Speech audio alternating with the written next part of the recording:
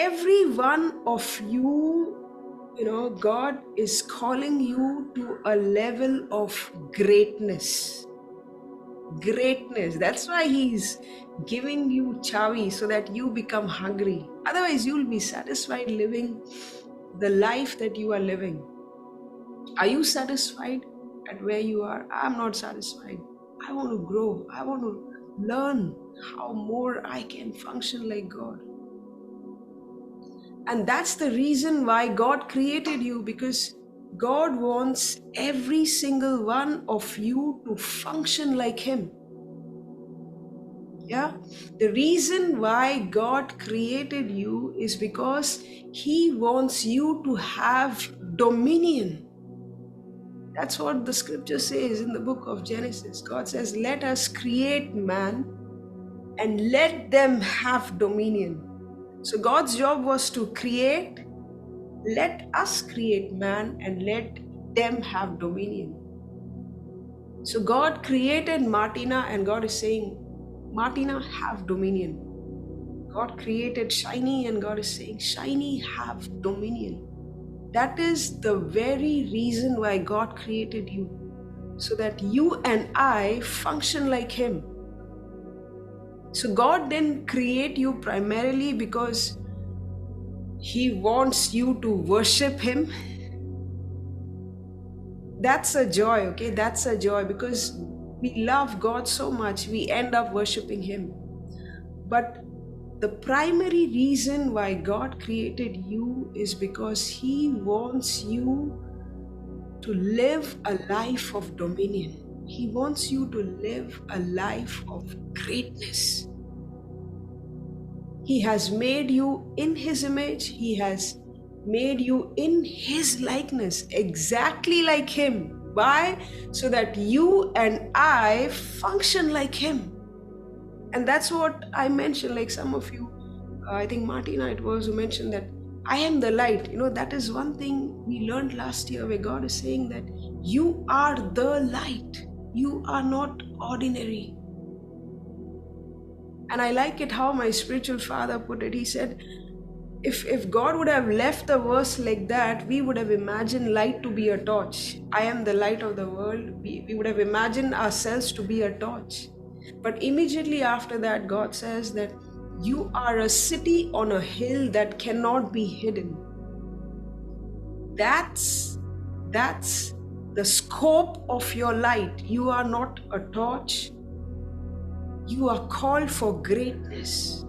You are called to function like God, which means that every area in your life, you are above and not below. Whether it is the way you function as an employee, the way you do your studies, the way you parent a child, the way you participate in a marriage, in every area of your life, the way you handle your finances, the way you handle your friends. God is saying that in every area, I want you to function in greatness. I want you to function at a level where you are not under the situation. Are you getting it? Where you are above every situation. Because you are made in the image of God. You are made in the likeness of God. That means you have to function like God. So far, many of us Christians are happy living our life. And we are looking at our life, we are looking at our journey, and we are so satisfied. But this meeting, this word is coming to tell you that this is not your scope. Like I said, you are a city. When you are thinking of yourself at a personal level, you are thinking of your needs. You are thinking of how do you manage and control things that are happening in your life, right? Imagine if you are at your workplace, you're thinking of how can I finish my work? How can I do a good job? But then your boss comes over to you and makes you a team leader. So now suddenly your scope is expanded. Now you have to think of handling many people. And the boss is so impressed with your work that now he makes you a manager. Now you are looking at different groups of people, maybe even different departments. Your scope has expanded. Can you see how, the level of greatness is increasing? Many of us stop there. But God is saying that I am calling you to be a city on a hill. A city's responsibility is huge. A city has to take care of the needs of every citizen that is staying in that place, right? That means God is saying that you, every one of you, okay, you are capable of handling even a city. Forget city. God is saying that nations will come to you. Nations will come to you. So I want you to lay down your small thinking. I want you to lay down your small desires. And I want all of us, including myself, okay, just as I am preaching to you, I am preaching this to my soul, that I need to rise in greatness and I need to function at a level where I am able to influence many lives. And your life becomes a beautiful city that is pointing to Jesus. Amen. So are you convinced? Okay, are you convinced? Just imagine such a great God, such a great God. And He made you like Him. Such a great God. So greatness has to be our portion. Greatness, I'm not talking about teeny mini small greatness, but I'm talking about greatness. A great God. The level of greatness that the great God brings to you. Hallelujah. In every area of your life, God wants you to function in greatness. Okay? Now, I know many of you will be like, what are you talking? I look at my life, I have X problem, I have Y problem. I have so many things that I need to overcome. How do I function in this greatness? Okay, so this is the word for you. How do you function in greatness? Interested? And we are going to learn from the life of Joseph.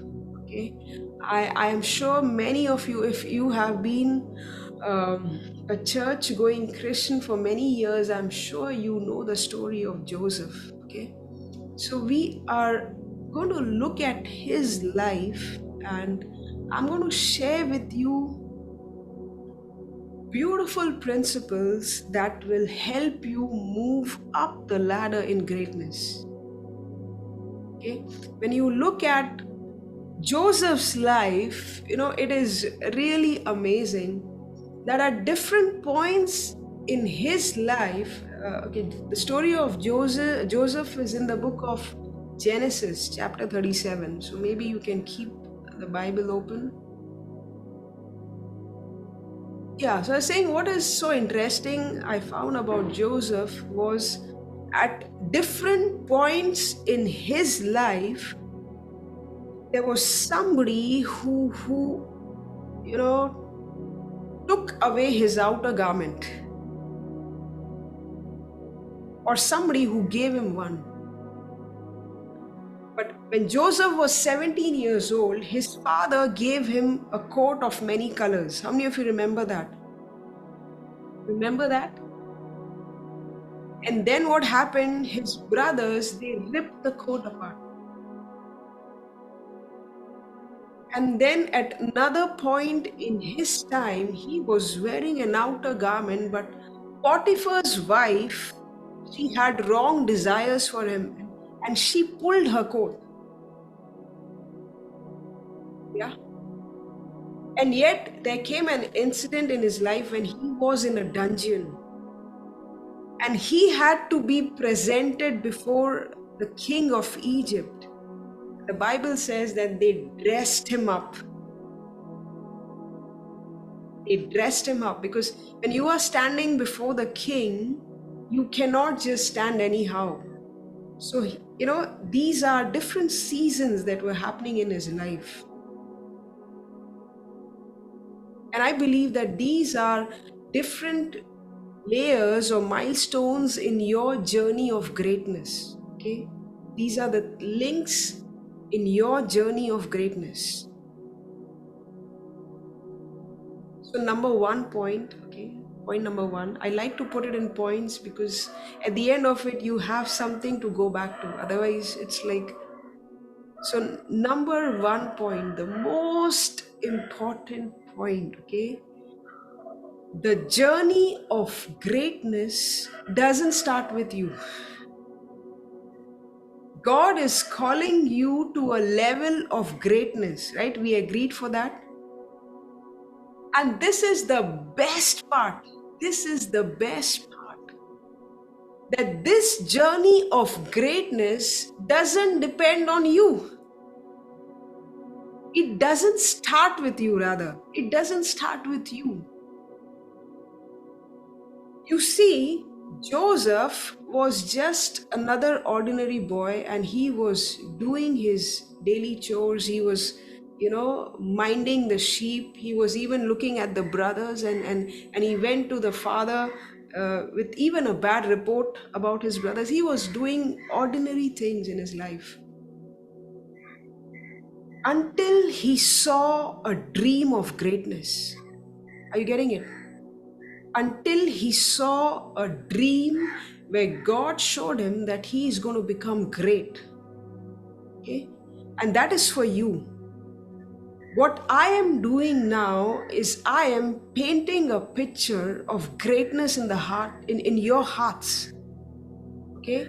This is just as Joseph dreamed of greatness.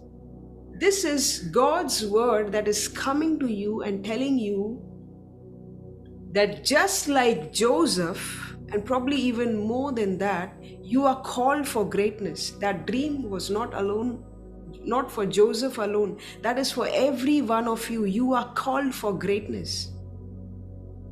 So you see, Joseph was doing his routine activities of the day until he gets this dream of greatness. So you guys were doing your daily things that you do until this word had to come to you and tell you and remind you. This is God telling you that you are called for greatness. Now something amazing, okay, this is something that perspective. It's all about perspective. Do you know when Joseph got the dream of greatness? When his father covered him with a coat. Isn't that amazing? Have you ever looked at the story that way? We talk about Joseph and then, father gave him a coat and he saw greatness in his dream. But he saw greatness only when and after his father covered him with a coat of many colors. So the reason why you are called for greatness and the reason why the seed of greatness is in the inside of you is because you have a father. You are not orphans. The fact that you belong to Jesus, the fact that you are born again, the Bible says that you are born again of an imperishable seed. You are not born again because of a human's decision or a husband's will or because of blood, but you are born of God. You are born again of God. That is God's word. So the reason why you are called for greatness, I told you, number one, it has very less to do with you, but a lot to do with the fact that you are a son. The reason why Joseph saw greatness in the inside of him is because he was a son and his father covered him. Just as his father covered Joseph, God has covered every one of you with a robe of righteousness. He has covered you. I delight, what does the scripture say in Isaiah? I delight greatly in the Lord. My soul rejoices in the Lord because he has given me a garment of salvation. He has given me a coat of many colors. He has given me a robe of righteousness. So what qualified Joseph for greatness was not his skill. What qualified Joseph for greatness was not because of the way he was doing his job. No, the moment his father covered him, he saw the dream of greatness. So what qualifies you for greatness is not your past. If you are sitting here and you are standing condemned and you are saying that my life is worth nothing because of all the mistakes that I have made in my past, my life is worth nothing because I see myself so low. I cannot do things the way this girl does. I cannot excel in things just as this girl does. But that's the good news. It is irrelevant. God is going to raise you to a level of greatness, and he's delighted with the thought. Even the thought of you becoming great is delighting God. I can sense God dancing and rejoicing. I can sense the Father celebrating. Because lies are being ripped apart right now. Because your greatness is not limited to you. It's not because of you. Your ideas, your thoughts was never the origin point for your greatness. But because you are a child of God, his seed, a God who is so great, by faith, when you received the word, when you were born again, by faith, when you accepted Jesus, you accepted that seed of greatness and it came in the inside of you.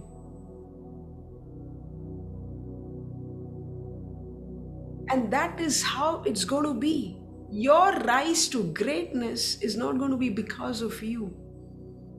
Because it never started because of you. I'm telling you, every single one of you in this meeting is pregnant with greatness. You are pregnant with greatness. You are pregnant with greatness. There is greatness in the inside of you. Because the seed of the great God, the seed of Almighty God, is in the inside of you.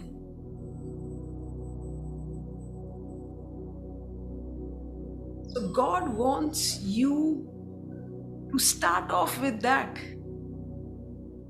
he delights in making you great, and it is his seed that is inside of you. That is the starting point. God wants you to function like a city. God wants you, you can put a city on a GPRS, right? If you are going to a place, you can't put your name on GPRS. If you put on GPRS your name, it doesn't work. But you can put a location on GPRS where you want to go to, right? Hear me, okay? God wants to make you a location. He wants you to become a location, a city, where it's not just about you, but I'm telling you, everybody who comes in contact with this location, everybody who comes in contact with Neha, because Neha is a location of greatness. She is no longer limited by her limited thinking, but because she realizes that she is pregnant with greatness, now she becomes a location. And everybody who has a need now can track the location and say, hey, this girl is different. There's something different about this girl. There's something different about this girl. I may have so many problems, but when I go to this girl, somehow clarity comes in my life. My life is a mess, but when I come to the location of Rina, my weaknesses get exposed. I realize where I'm going wrong and correction comes my way. God wants you to become a location of greatness. That's what a city is, right? City is a location. God wants you to become a well where people draw from this well and they are satisfied in a manner where they have never heard or seen of. So remember, what qualifies you for a greatness is because you are a son. You don't need any title. You don't have to be a manager to become great. You need to take this word, okay, and sow it deep in your heart. So deep that the devil cannot steal it. The very fact that you are a son of God, that is who Adam was. When you read the genealogy in the Gospel of Luke, it ends by saying, and this begat this, and this begat this, and Adam, the son of God. When God made Adam to be a son who would function like him, who would dominate like him. And that is your call. More than you being a principal or a teacher or a manager or a pastor, your titles don't bring you greatness. What brings you greatness is by you knowing that you are a son of God. And if you are a son of God, you are capable to bring His kingdom in your situations. You are capable, I'm telling you, you don't need a training. The seed is in the inside of you. Greatness is in the inside of you. So that is the starting point.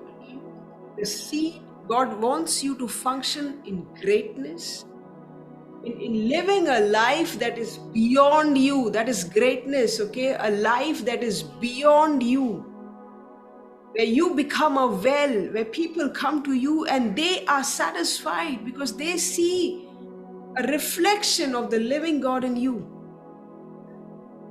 You are called to function in greatness, and the starting point is that you already have the seed. The qualifier for you to become great is that you are a son of God, period. That's it. Even if you don't hear the rest of the word, if you take this, I'm telling you, if you take this with all your heart, you will begin to function in greatness. That means the problems that you saw in 2023 that you could not handle in 2023, in 2024, it's going to be a breeze. It's going to be so easy. The areas, the addictions where you found yourself stuck in 2023, the moment you begin to realize that something great is on the inside, something, that's what I am doing. It's trust me, it's not me telling you about your greatness, okay? It is the seed of greatness in your heart, the seed of greatness in your life that is telling me to tell you, to remind you that you are great. It is not me. It is not me. It is the seed of greatness that you are pregnant with. That seed is speaking to you that, hey, you are great. You are great because you are a son of God. Okay? Now, number two, in order for you, so now that you already have the seed of greatness in you, it is by default there. The moment you are born again, you are filled with the Holy Spirit, you carry the seed of greatness in the inside of you. So now, when you know that you have the seed of greatness, remember, God will send somebody in your life to activate the seed, to fan. Okay, so the greatness is hidden. It's the potential that is inside of you, the potent energy, the potential that is inside of you. Now the next step is you need somebody to activate that greatness. Okay, this is exactly the same thing that happened with Joseph. As I told you, the moment his father covered him with the coat of many colors, he began to see, he began to manifest greatness in his life. He began to see amazing things. The moment he got covered, okay, that is very, very important. Key number two. The moment you come under a covering, the moment you come under somebody who is already carrying that seed of greatness and is functioning in that level of greatness, trust me, it is going to rub on you. It is going to rub on you. That's the way God has ordained it. That's the way God has designed it. So, as a child of God, you need to be very intelligent. You need to look around, okay, and ask God, who is that person who is triggering the greatness in my life? Because you want such a person to cover you. Okay, I want you to hold that person's word dear to you, because the more you do that, you will begin to function in that greatness. You see, all of us know Joseph as the dreamer, right? But do you know why Joseph became the dreamer? Because his father was the dreamer. Before even Joseph could see dreams, it was Jacob, his father, who saw God encountering him in dreams. It was Jacob who saw dreams. He saw 2 dreams where God gave him direction. God told him that I am your God. It was Jacob who was having God encounters in the dream. And it took, this Jacob who was walking with God to come and cover Joseph. And the moment he did that, Joseph began to see dreams. I'm telling you, everything is so connected in this kingdom of light that we are part of. As parents, you know that when your child is born, this child reflects your physical attributes, and this child reflects your nature, your emotions. This child is going to carry your DNA, right? Your child is not going to look like your neighbor's child. Your child is going to carry your DNA. Look at parents, you look at your children, certain things they do. You look at them, you're like, oh my God, I used to do the same. Right? When it is, and you need to understand that everything in the physical is just, it is a reflection of what is in the spiritual. The real deal is the spiritual kingdom, the invisible. That's why the Bible says, fix your gaze on things that are unseen. So things happen in the spiritual first, and everything that you see happening in the physical is a reflection of what has happened in the spiritual, right? Even when Moses had to build the tabernacle, he saw the tabernacle in heaven. Everything in the physical, so the root is here, the fruit is here. It's the spiritual that gives birth to things. So if in the physical it is so easy for you to see and believe, when you look at a child, that how much he reflects of his father and mother, do you know where it is coming from? It's coming from the spiritual. Just because we don't see it, you will carry the DNA of who you are connected to.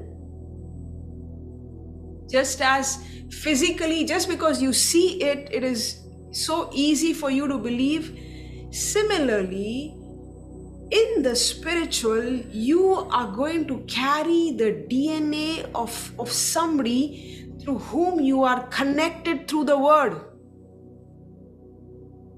So if you are in a prophetic church where your man of God is gifted and has the grace on prophecies, you will see that automatically you will be inclined to prophecies and you will begin to function in that.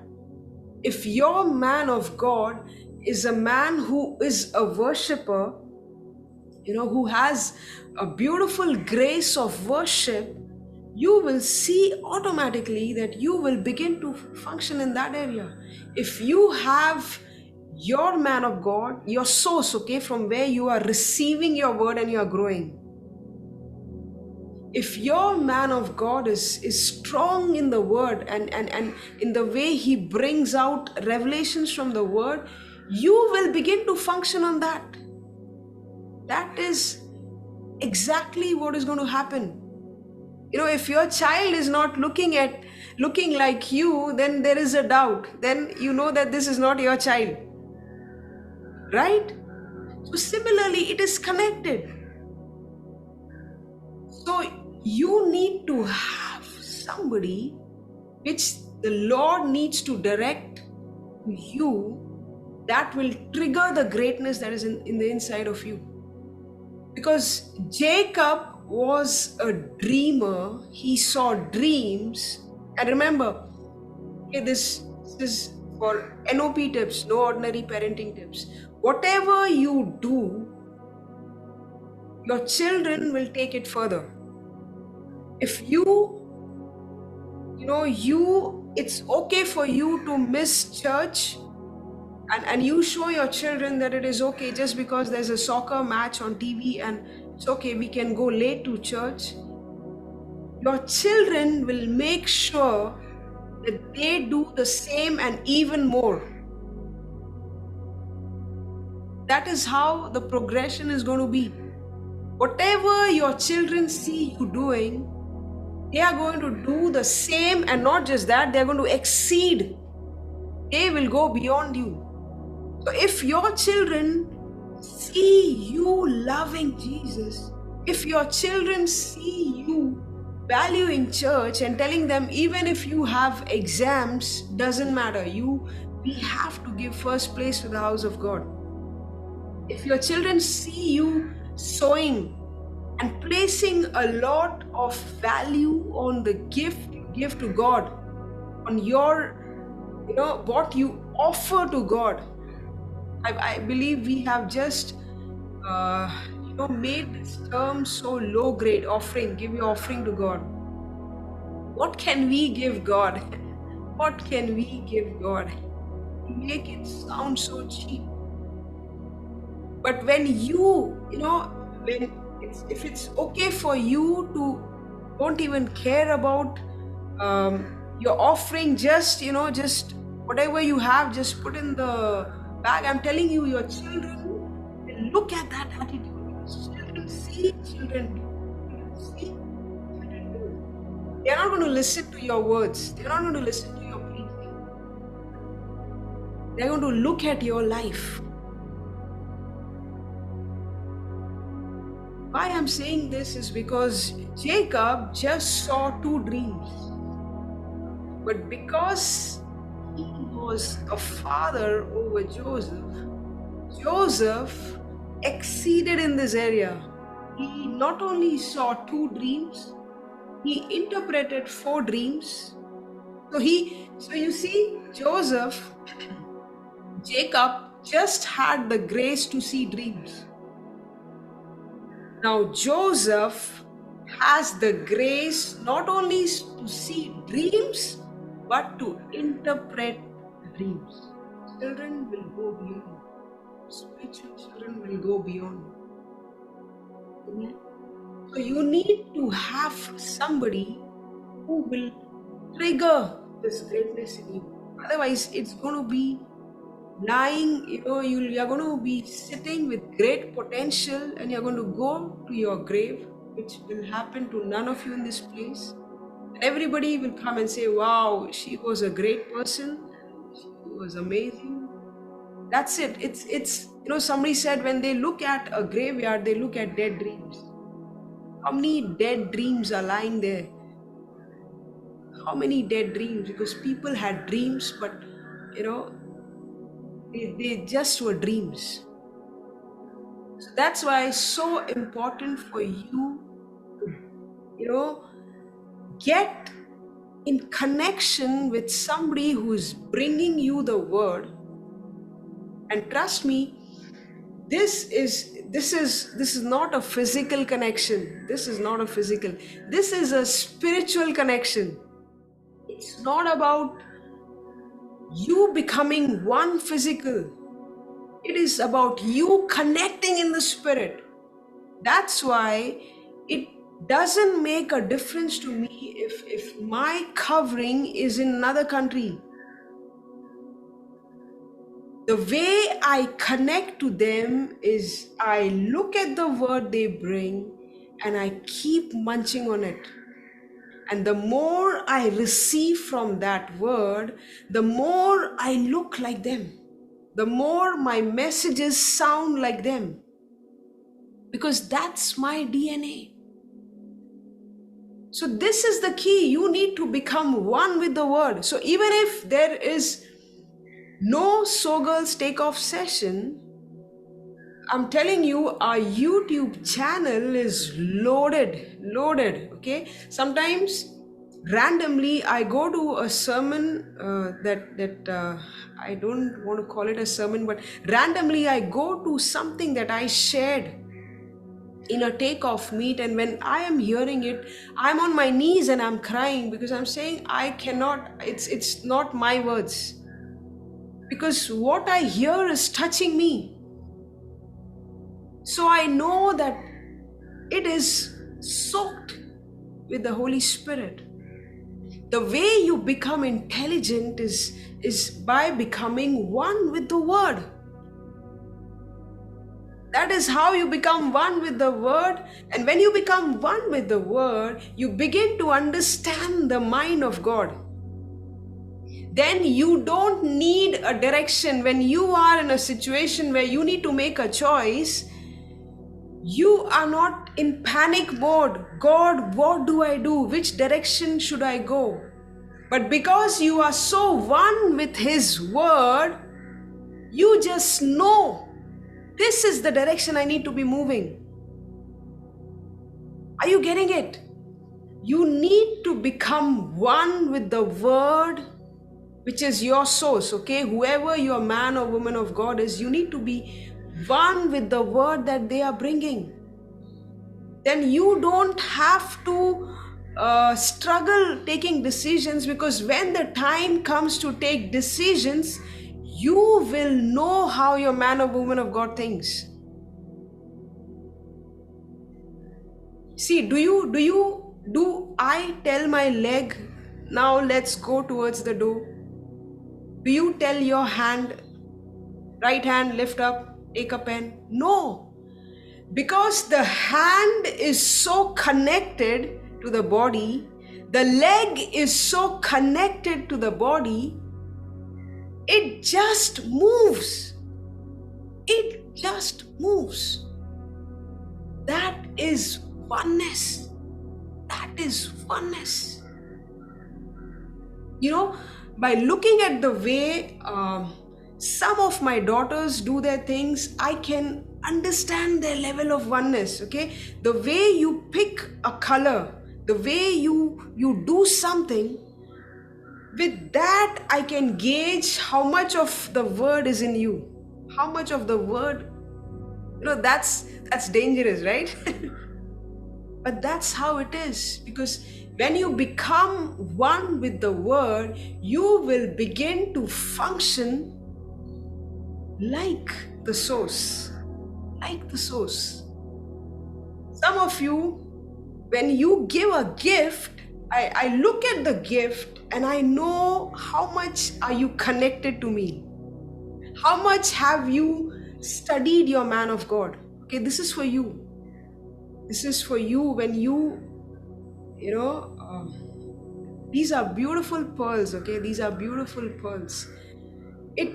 When you gift your man or woman of God something, I'm telling you, they're not looking at the gift. They are looking at, oh my God, how did this person know that this is something that I will like? Woo! That is the level of connection. That is the level of oneness. And many of us miss these things. Sometimes it's like, forget man of God, even you giving a gift to your friend.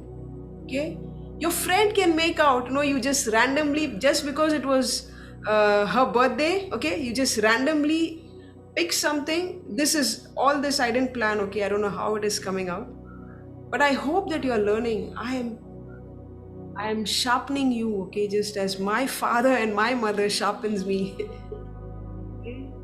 No, trust me, nobody will teach you. But these principles are so amazing. You just don't randomly pick something and give it to your friend, and your friend is like, I don't even use it. Yeah, but I gave you a gift. I don't even use it. It shows how much you have studied your man of God, how much you have become one. How much you have become one with the Word of God, how much you have become one with the Father. Spend time with the Holy Spirit. The more you become one with the Holy Spirit, I'm telling you, your decision making will go to another level. You will know and you will know and you will know in your heart that this is the way you should be going. This is the person you should be disconnecting from. You will not need 10 confirmations. You will not need somebody laying hands over you and praying. But forget God. Start at this level where you become one with the word that is coming to you. Because the same grace, the same source from which the word is coming, then will become your portion. That is submission. Submitting to a greater mission. Submitting to somebody's mission.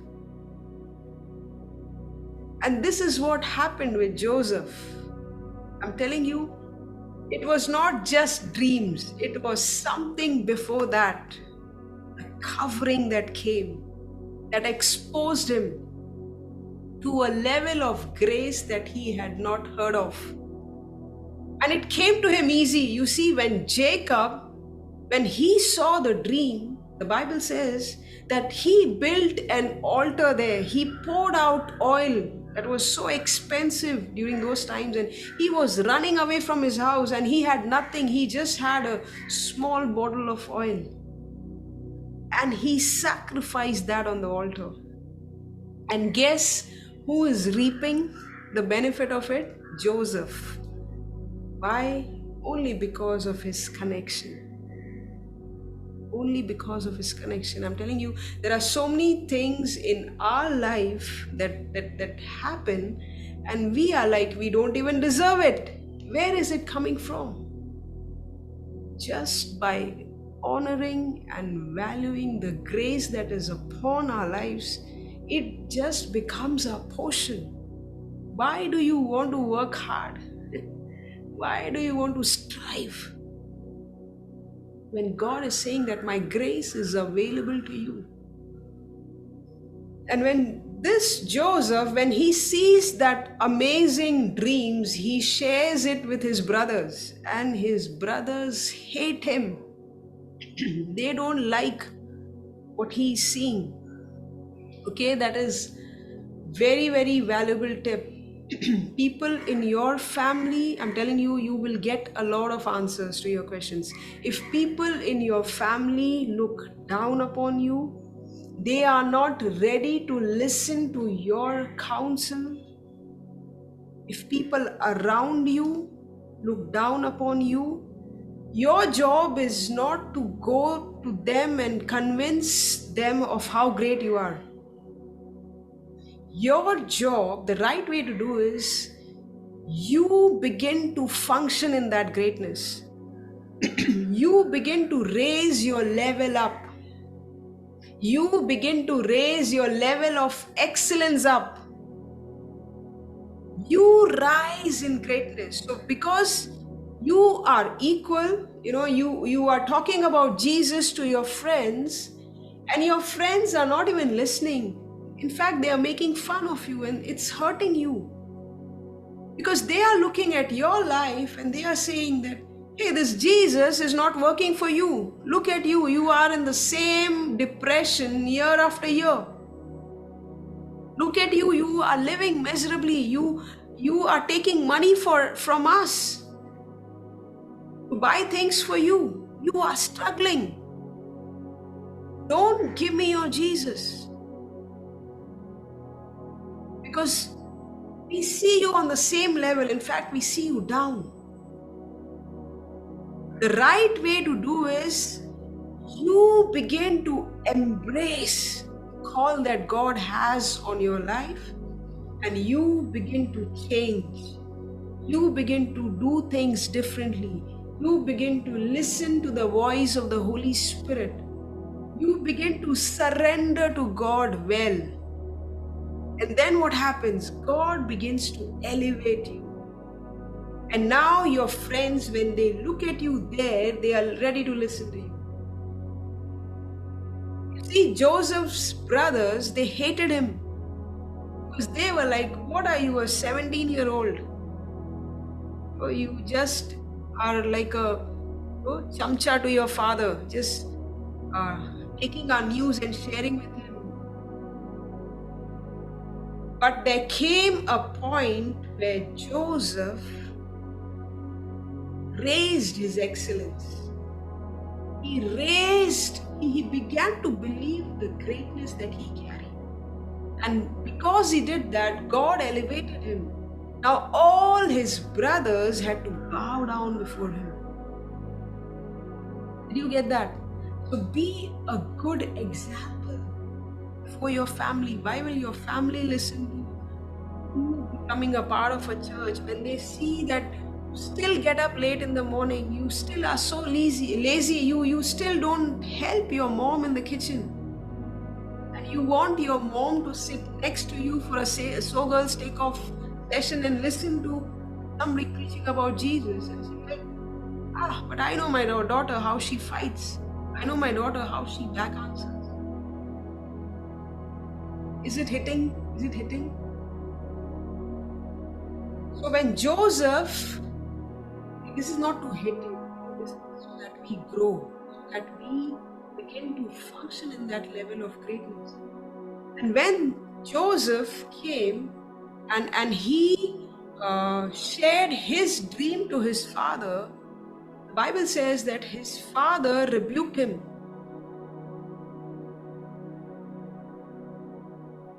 This is Genesis 37 verse 10 and 11. But when he told it to his father and to his brothers, his father rebuked him and said to him, What is this dream that you have dreamed? And yet the verse 11 ends by saying that his father kept those things in his mind. That's a genuine father. That's a genuine covering who corrects you. Okay? So never feel offended if a correction is coming your way, because correction is equal to love. I like how my father puts it. He's saying, praises will never make you grow. Praises will keep you where you are. Are you listening? Praises, or rather kindness, will not make you grow. Kindness will keep you where you are. But it is correction that makes you grow. Kindness, you'll be very happy where you are. But when a correction comes, that's when you begin to look at your life. That's when I begin to look at my life. So please, okay, this word I'm preaching to myself. I begin to look at my life and like, oh my God, this is where I'm messing up. And now I begin to change in that area. And now, because correction has come, growth has come. So that's such an important quality of your covering, that when Joseph came with his dreams, his father rebuked him. His father corrected him.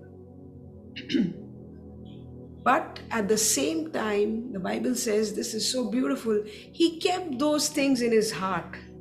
So the correction was not to put Joseph down. The correction was to teach him the right way.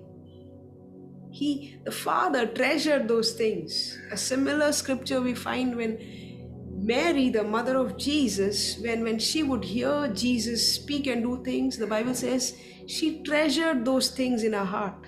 The father, that's a genuine father. He's correcting you. At the same time, he is not discounting your dream. He is not jealous. He is not worried that, oh my God, I have to bow before somebody. He is so secure in the greatness of God that he is carrying, that he is so secure. And you know what? The next verse, what happens? That's a genuine father. The father says, okay, your brothers are taking care of the flock somewhere. Joseph, I need you to go and find out about them. This is so beautiful. This is so beautiful. I know of how many young people who have such crazy ambitions in ministry, or who have such crazy dreams. And I don't doubt that those dreams are by God. But the problem is, are you prepared for that greatness? Are you even ready for God, what God is about to do in your life? Are you even ready? And if you are not ready and you begin to do things on your own, I'm telling you, you are going to be a mess. God doesn't want that. God doesn't want that. 10, 12, or maybe 15 years ago, I received this prophecy from this prophet of God. So he told me that in the days to come, you're going to write a book. And I see the title of the book. He said it was Fellowship with God. Prabhu ke saath sangati. And he said that this book is going to be the bestseller. And he said, if I'm alive, you please send me a copy of it. And the moment I received this prophecy, guess what I began to do? I went home and I began to write the book. Fellowship with God. And I'm still, stuck in the first line. I don't have any words except for the title, Fellowship with God. It's almost point that I want to make is, when God shows you dreams of greatness, it is not for you to take that and run ahead. It is for you to take that and tell God, prepare me. Trust me, if I can write, okay, I can just go on writing. If I would have taken that word and I would just go on writing, I am telling you, I can write 1,000 pages. Okay, that's not grace, that's God's grace on my life. But that book will never carry the heart of God because I was never prepared to write that book. And I'm still not prepared. That's why I just know 3 words. But I know that a time will come, a season will come, and the delay is because of me. That is another topic altogether. But at the moment, I know that I need to submit to somebody else's vision. And in the process, the grace will come. The grace will come. So look at the heart of this father. He's not discounting what God is talking to Joseph, but the moment he hears that, the next moment he's telling Joseph, go and serve. Go and serve your brothers. That's the way you can protect your dreams. When you submit and when you serve, I'm telling you, it sort of makes a guard around your calling. There's a protection that comes around your calling. That's why it's so important that we have somebody in our life that is triggering the greatness that is in the form of a seed in our womb right now. Number 3. Number 1, the main thing, God has called you for greatness. Number 1, you have it in you. It doesn't depend on who you are. It depends on whose you are. It doesn't depend on your title. It depends on the fact that you are a son. Number 2, you have the greatness, but you need somebody to fan it, push you in the right direction, counsel you, to guide you, to correct you. And your job is to remain connected. Your job is to remain connected to the word. Okay? Connection is not messages and calling. It's beyond that. That's connection in the physical. Connection is you becoming one with the word. That you begin to understand and carry the mind of your man of God, the way they do things. Because when you begin to carry that, now you can replicate his results and even beyond. You begin to function like him. You don't have to copy somebody. It just gets built in your DNA. Number 3, very important, okay?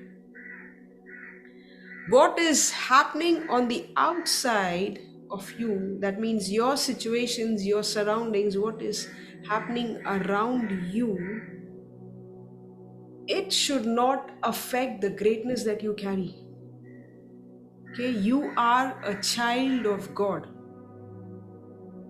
You are a son of God. Once a son, always a son. Nobody can take that away from you. But what the enemy does is he creates situations around you where you feel dejected, where you feel depressed, where you are struggling.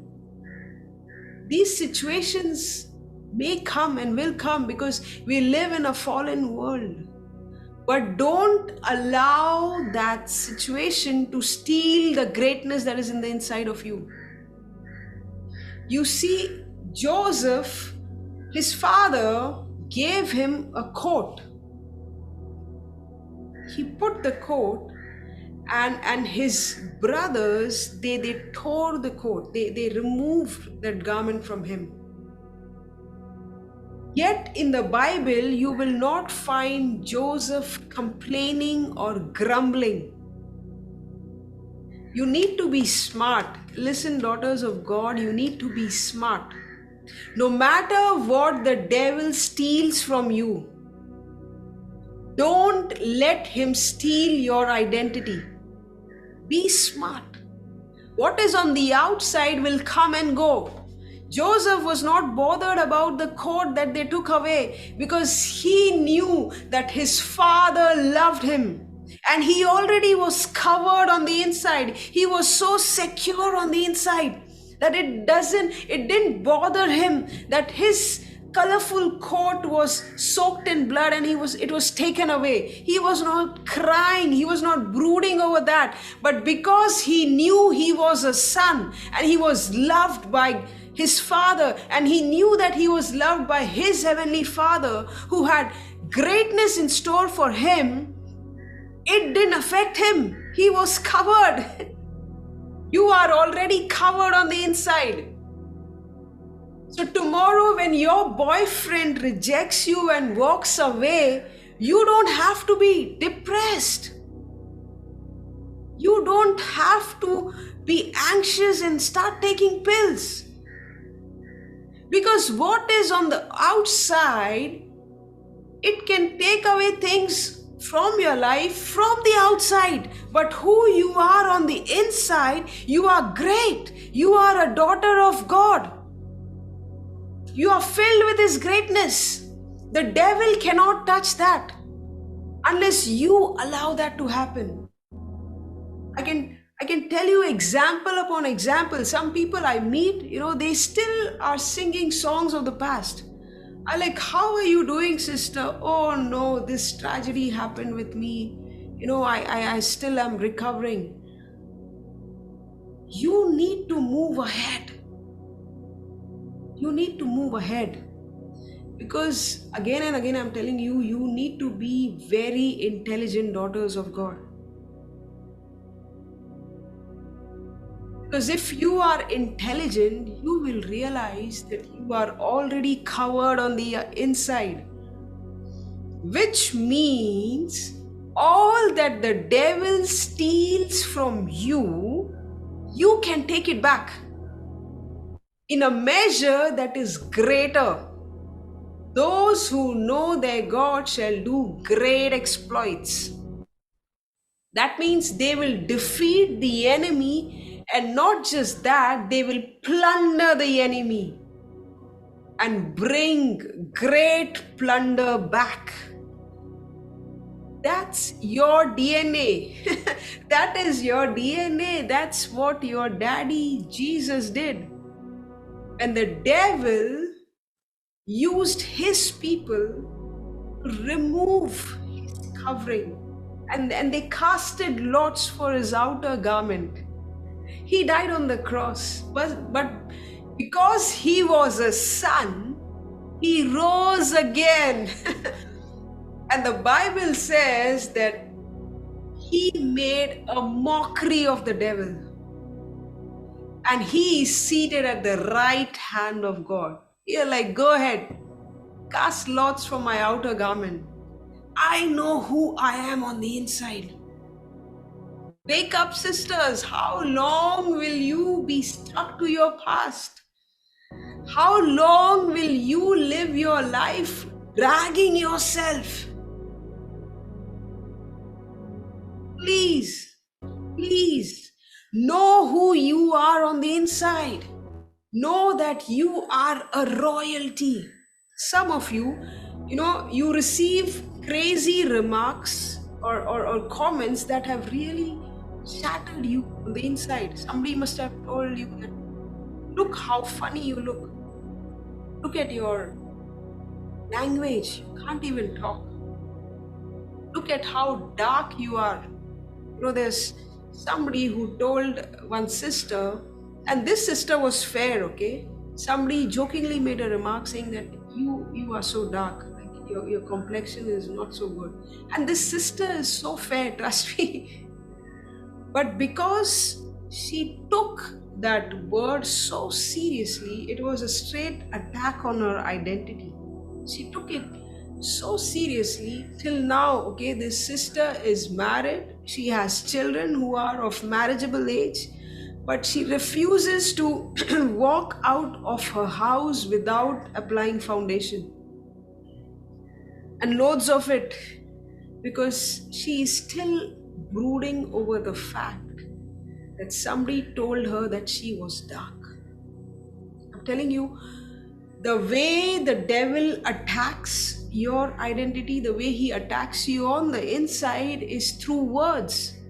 People are not bad, okay? But the devil uses people to tear you down on the inside. Look at Joseph. He saw a dream, and his brothers, they made fun of him. Like, here comes the dreamer. Just throw him in the pit. Imagine the way they must have been teasing him, and they must have been pushing him. Yet this young boy knew who he was on the inside. He was like, it's okay, it's okay. I don't understand what is happening to me right now, but I know that there is greatness on the inside of me. So even if you take my coat, even if you call me a dreamer, even if you tease me, it doesn't matter, because the God who is with me will make sure that I recover it all. So let go of those nasty comments that people have told you. Your hair is like that, you look like that. You let go of it. How long are you going to hold to that? Because you are holding to it so closely that has become your mirror. You see, that is exactly what happened with that lady. She held to that comment so dear that now everything she did, everything, no matter how much people said you are fair, she would go back to that same mirror of lies and agree to this mirror. Your mirror has to be the word of God. If there is anything that is not agreeing what people are saying about you according to the word, dust it off. Don't let it stick. Come on, write in the comments. Don't let it stick. Anything that tries to tear you from the inside, don't let it stick. Dust it off. Because you are a royalty on the inside.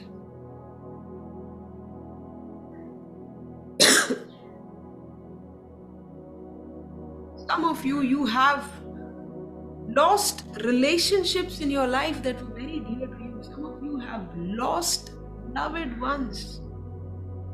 And you are still stuck. You are still feeling condemned. You still are feeling that it was your fault. Something happened to this person. I was not there. Maybe it is my fault. Let go. These are all lies. These are lies. They're coming to steal your coat on the inside. Hold on to your coat. Hold on to your robe of righteousness that will remind you that Jesus doesn't condemn you. If God doesn't condemn you, who is He that can condemn you? Who is He that can put you down? When God says that I have made you sit on my right hand, and that's it. That's God's word. God doesn't change. He doesn't tell you on Mondays, my daughter is seated on my right hand. Tuesdays, I make her step down. No. Your God never changes. You are still seated on the right hand. No matter how dirty you feel about yourself and the mistake that you did, that was just the outer coat. Let go. People ripped your coat. Let go. Because you are who you are on the inside. Your coat is still intact. You are still the daughter of the Most High God. Move ahead. Because that is how God will unveil His greatness to you. I'm telling you, it is impossible for greatness to come to you if you keep looking back. If you keep looking back at your past relationships, if you keep looking back at what your boss told you, how he told you that you were useless, your work was rubbish, if you keep looking at that mirror, greatness will not come to you. Many of us think that it's by gathering sympathy or pity that you receive favor. Some of us, we feel so low about us. And that's what we keep repeating to others. I was doing this, it was not my fault, and this happened to me. That's not the way greatness will come to you. Your sympathy, okay, your pity parties, you stop enjoying pity that you get from others. You don't have to prove a point to anybody. Stop acting like Miss Bechari, that मेरे साथ ही ऐसा हो गया, तू ऐसा हो गया, मैं तो same story you're going on repeating everywhere. My friends, nobody cares for me. So what? So what? See, you got to decide, if you want to function in greatness, you need to let go of pity. Because by you becoming Miss Bechari, people will emotionally, they will just, cater to your needs for some time. But after that time, even they are going to get fed up of you. Because they'll say, this person, every time you connect with her, every time you ask her, how is it going? She's always sad, always depressed, always complaining about something wrong that has happened to her. When was the last time you thanked God? When was the last time you said, God is faithful? When was the last time you put on your WhatsApp status, my God never fails me? We are so quick to put, when something bad happens to us, my friends have failed me. And you put a sad song on your Instagram or WhatsApp, whatever. You made sure that your status carries something that is reflecting the Bichara state that you are in.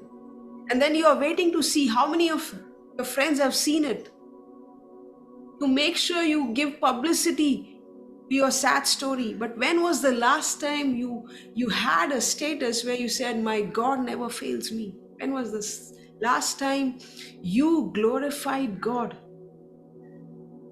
I'm telling you, Joseph, the life of Joseph was a journey of greatness.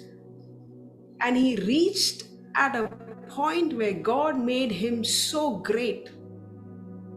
But it did not come with pity. He tried it once.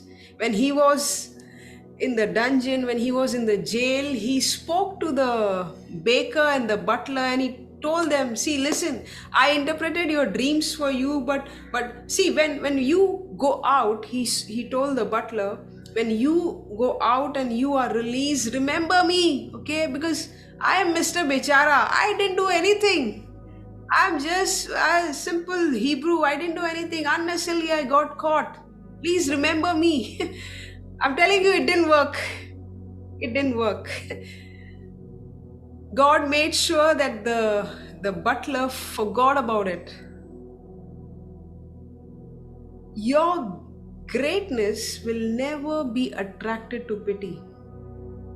It will never be attracted to your sad stories or pity parties. I don't discount, I don't take it lightly, okay? What you have gone through, I don't know. And God knows and God understands. I don't take that lightly. I'm not trying to lower, I'm not trying to make you feel low, or please don't get me wrong. What I'm trying to tell you is there is a greatness that awaits you. And this greatness is so great that when you come to that position, you will forget everything. All your scars, all your wounds, you will forget. Look at Joseph. God blessed him so much. God elevated him to such a great height that when his brothers came, no, he didn't carry bitterness in his heart. He was testing their hearts, but he didn't start fighting them. He didn't carry bitterness. He was crying alone.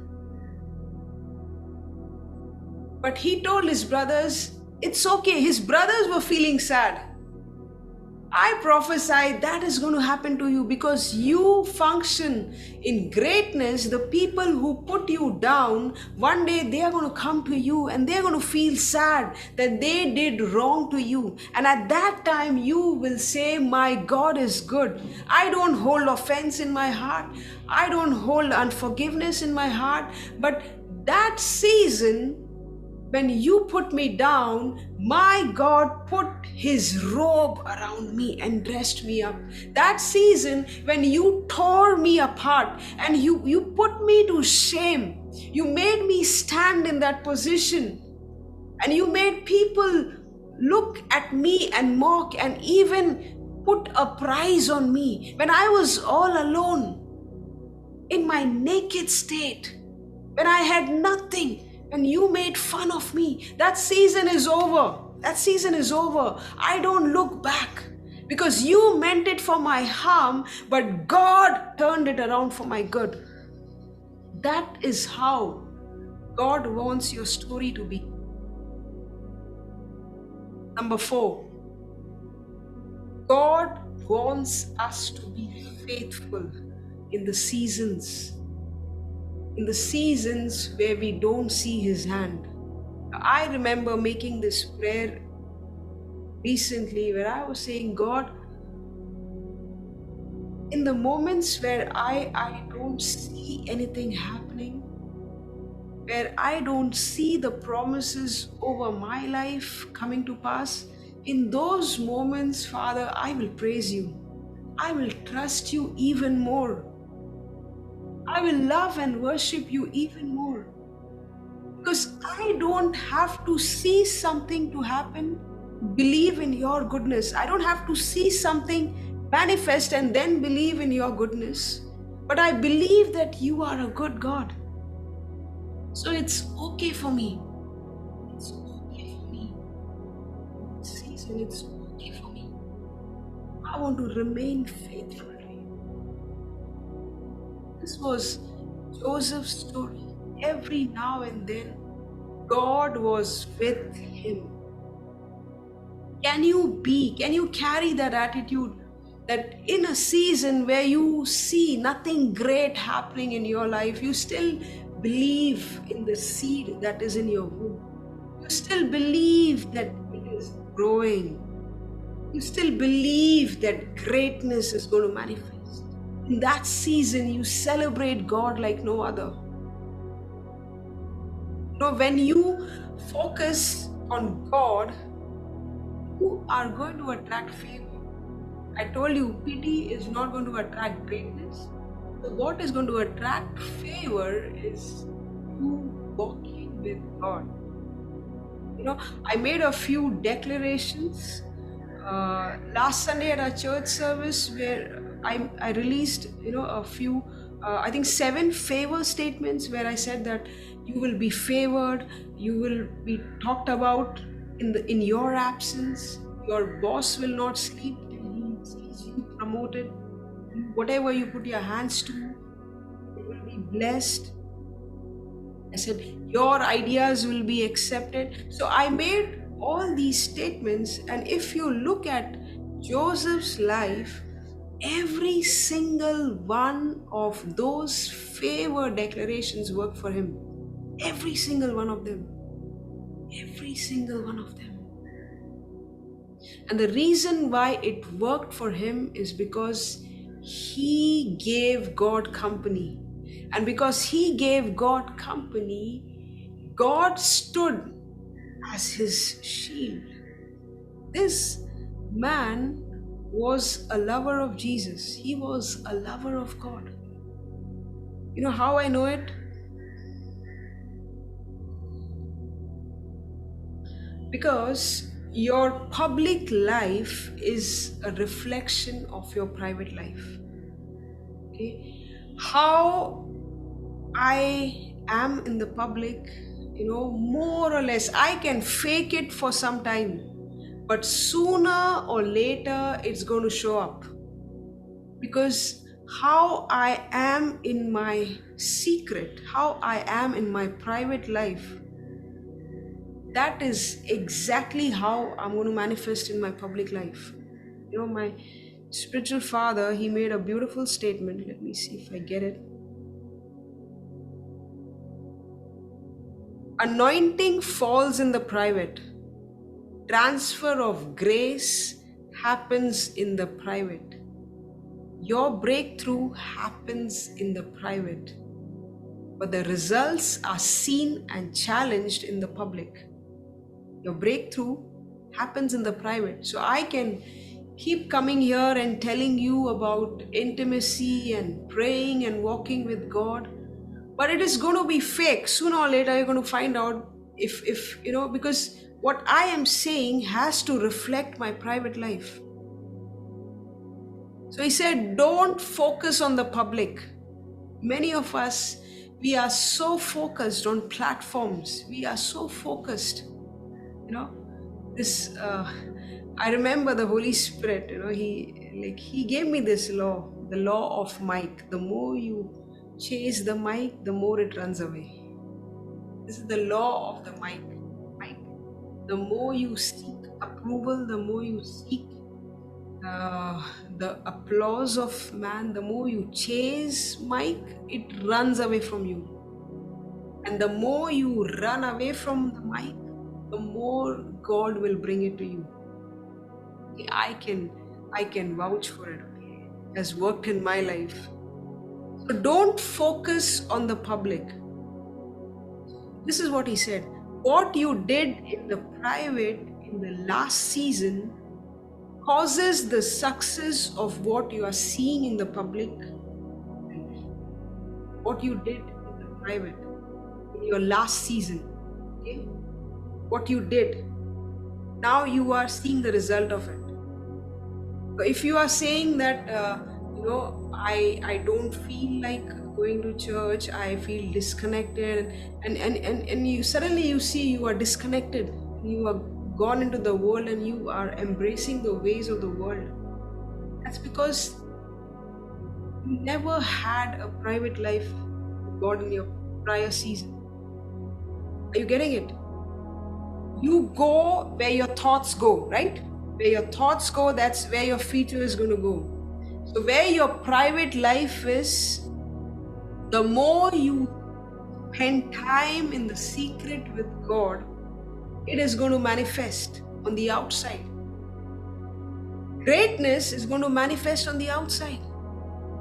When you spend time in your closet, when you walk with God is what? When you have a time where you are talking to this great God, when you talk and listen to this great God, you will see the fruit of that private life in your public life. You will see now that greatness is getting attracted to you.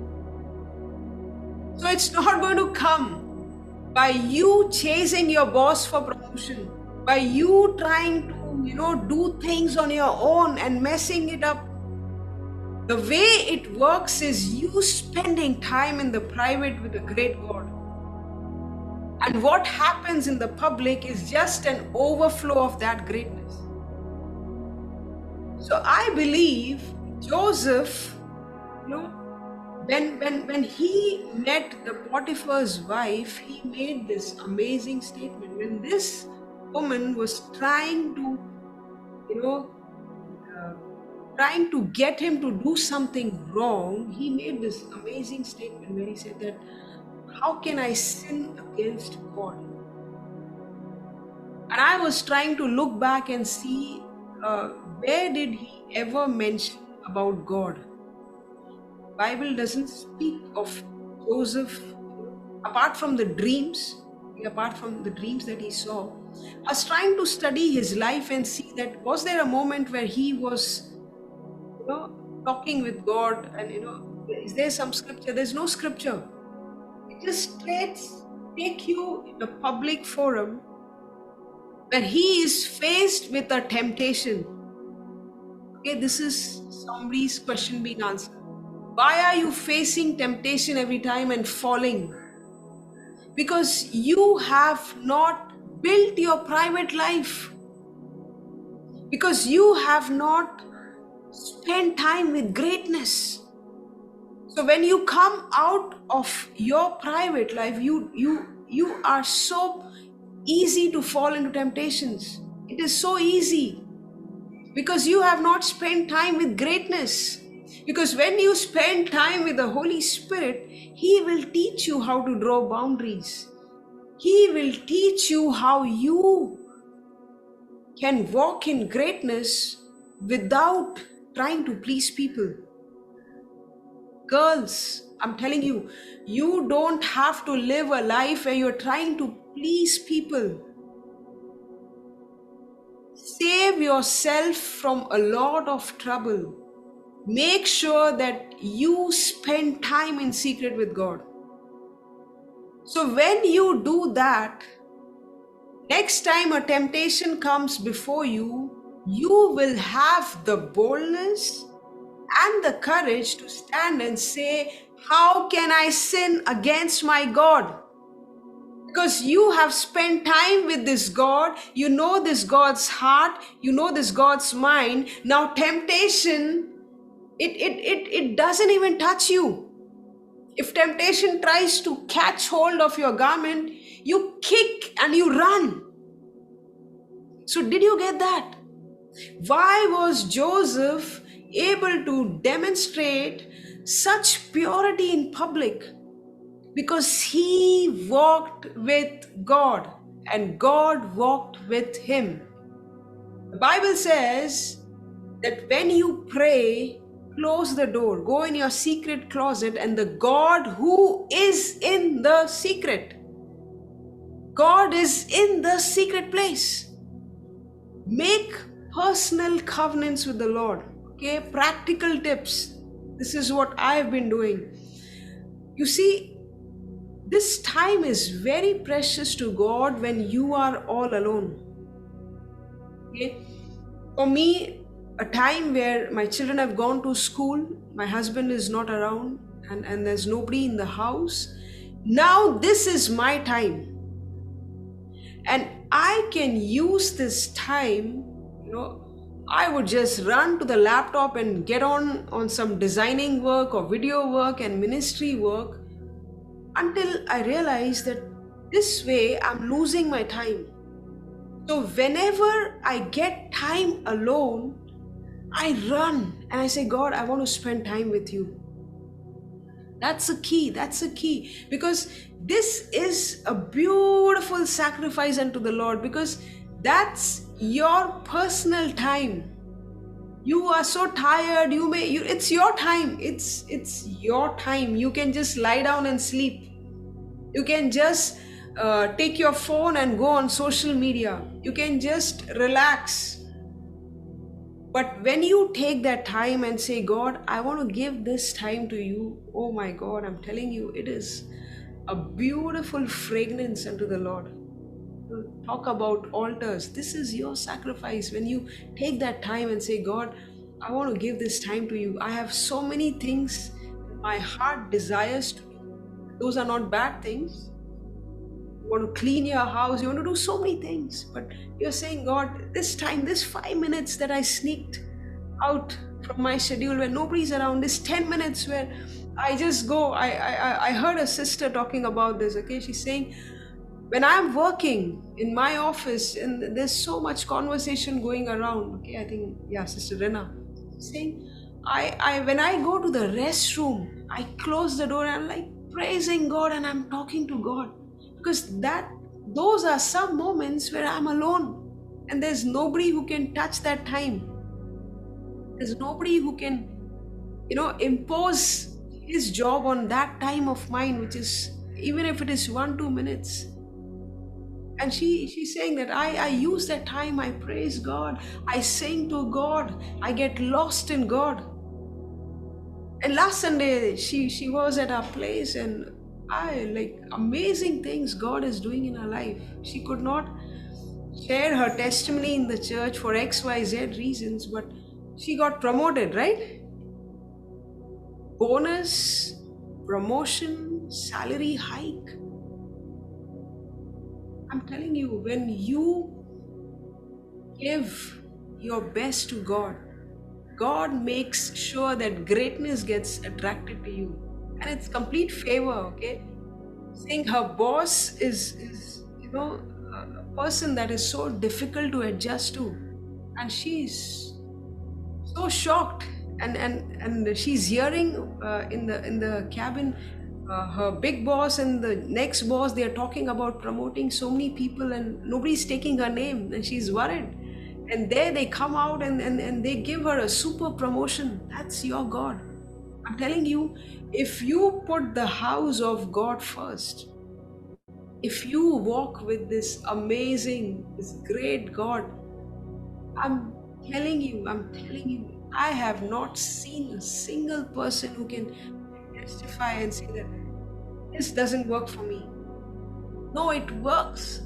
My God is a living God. He sees every single sacrifice that you do for Him. He sees the pain that you go through. He sees your surrender. That is what you need to be doing in your season where the greatness is not manifesting. Make sure you surrender well in that season. Make sure, learn to give well. Learn to love God well, better than what you did yesterday. Compete with yourself in your walk with God.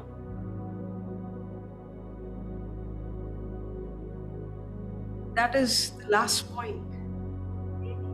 You can draw greatness towards you by the level of your preparation. And oh my God, I was looking at a seed, and you know how a seed takes time to grow. It has to be planted, it has to be watered, and over a period of time, the seed begins to grow. It takes time. And when I was looking at this seed, I heard the Holy Spirit say that you cannot, there are no shortcuts, okay, to greatness. There are no shortcuts. Joseph tried a shortcut. He tried get to greatness by using a shortcut. It didn't work. There are no shortcuts. There is a season that you need to go through. Yeah. The seed, there is no shortcut for the seed to suddenly bear fruit, become a tree and bear fruit. And the Holy Spirit said that there are no shortcuts, okay, for the seed to grow.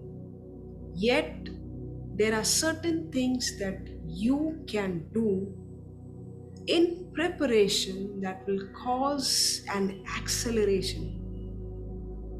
And I was so happy when my spiritual father in his word, he mentioned the same thing. He said that it's not, there are some people who are waiting for 2024 to come to them. They are waiting for the new year to come to them. They are waiting for breakthroughs to come to them. But there are some people who are so prepared that they are ready for 2024. Are you getting it? Are you getting it? There are some people who are so assured of what God is about to do that they are not waiting for the year to be unveiled. They are walking to 2024. They are saying, no matter how chaotic the world may look, 2024, I am coming. So you can accelerate you moving in greatness by your preparation. You see, there was a time where God gave the dreams of greatness to Joseph, but his father had to make him serve because he was not prepared. But Joseph, he began to prepare himself.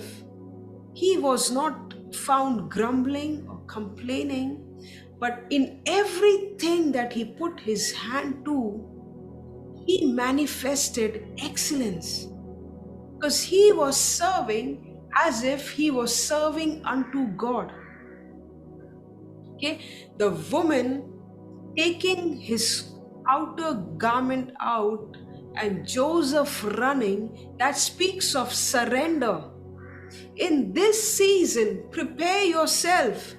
Prepare yourself to surrender well, to surrender to your flesh well.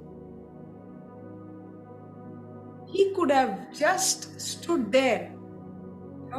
He could have taken a shortcut. If he would have agreed to lie down with Potiphar's wife, he was already functioning in favor with Potiphar. Right? Potiphar gave him everything. He made him in charge of everything. And Joseph could have easily reached to the king of Pharaoh, to the highest authority, by taking this shortcut. But he did not do that, because that shortcut would have looked easy, but it would have not lasted for long. It would have brought great shame. His name, his family's name. It would have brought, first of all, shame to his father, his God whom he worshipped. So he didn't go for that shortcut. He took that season to prepare himself. The more people rejected him, the more he leaned on God. The more he learned to surrender well, the more he learned to spend his time with God well. So prepare yourself in this season. God is about to do great things in your life. But trust me, as I once shared, a prepared way God is making for you will come only to a prepared heart. It will only come to a prepared heart. If you take the things of God lightly, if you don't value what God is bringing, that will be heartbreaking for God, because He desires to make you big. He desires to show you off.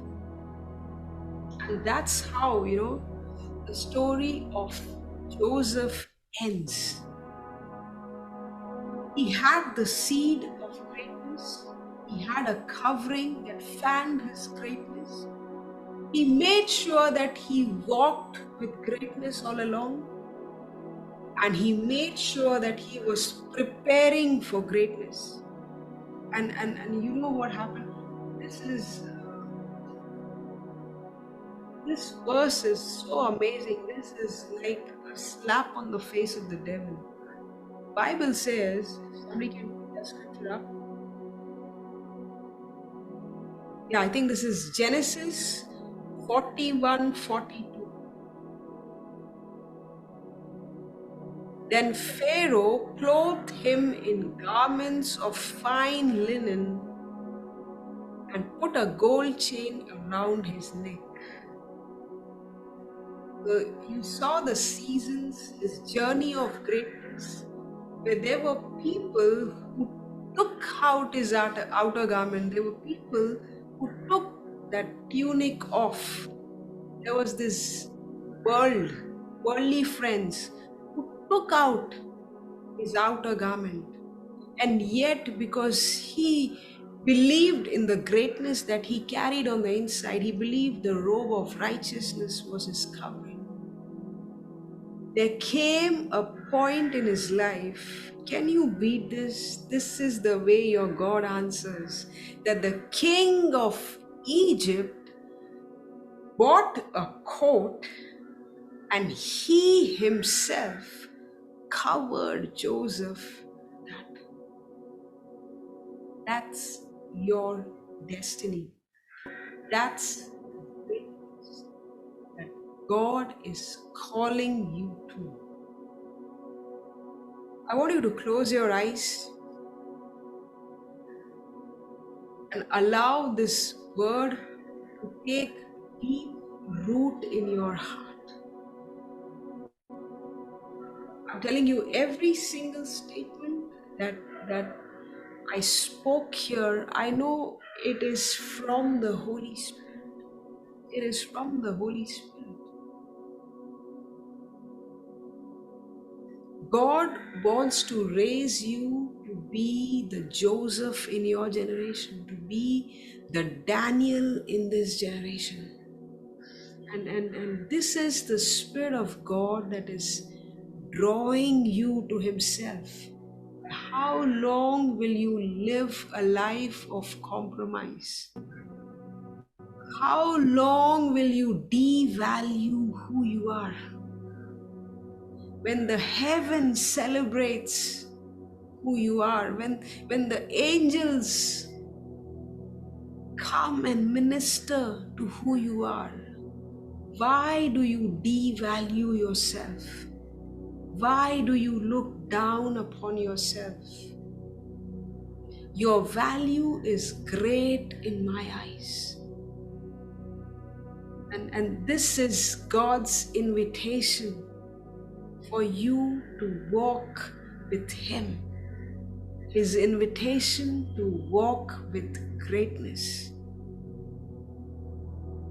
Father, I want to thank you for every single daughter of yours who's hearing this right now, Lord. Even for the ones who joined, Lord, were not able to continue. Whatever they heard, I pray, Father, that this will trouble them, Lord, in a good way.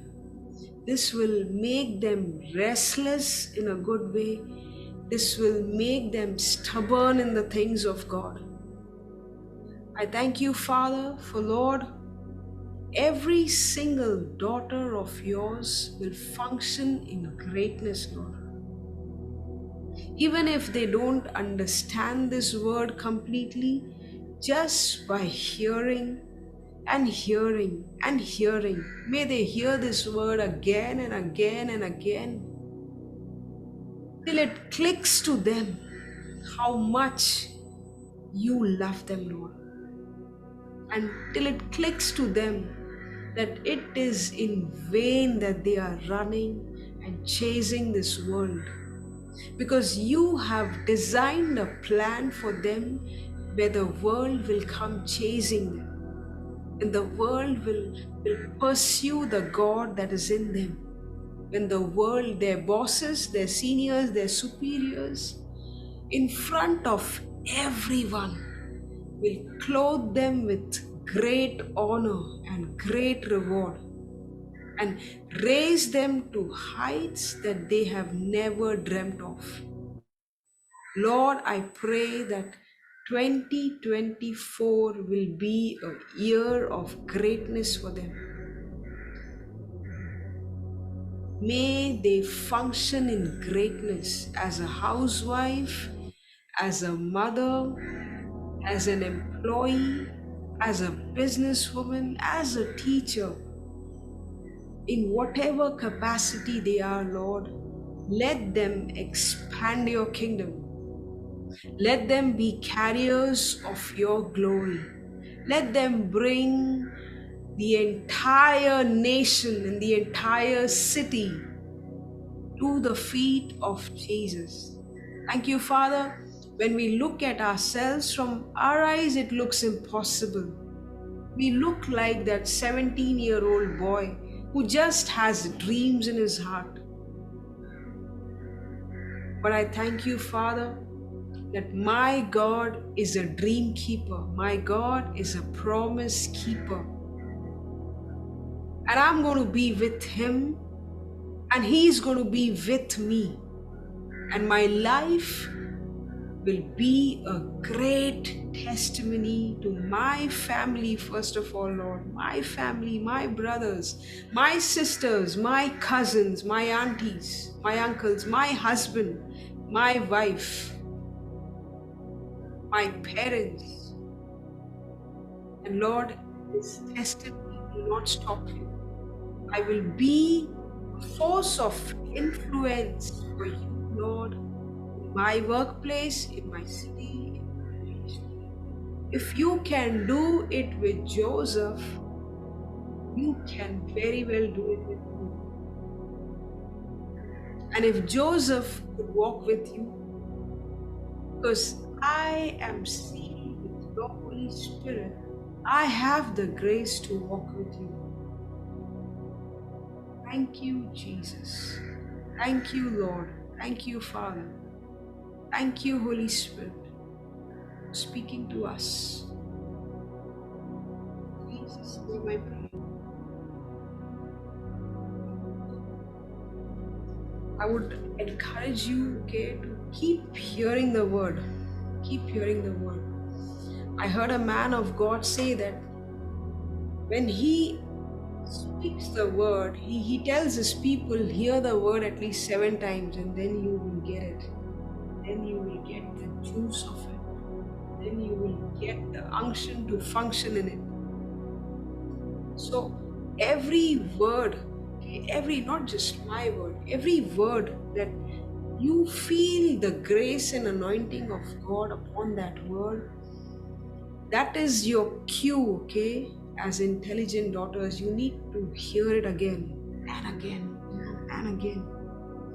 That is how faith will be birthed in your heart, and you will not even realize that you have already begun to function in greatness.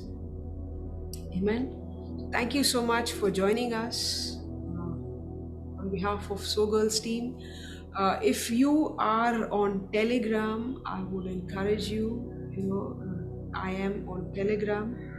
Okay, that's one way of me connecting with you beyond just these takeoff meets, where I enjoy sharing stuff there, what the Holy Spirit speaks to me.